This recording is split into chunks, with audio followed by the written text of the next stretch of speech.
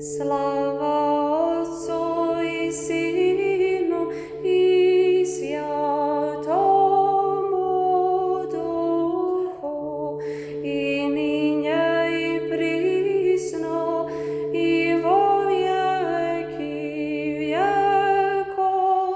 Amin.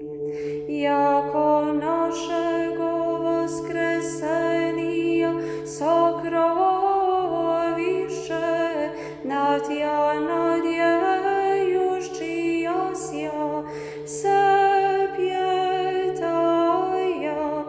otrova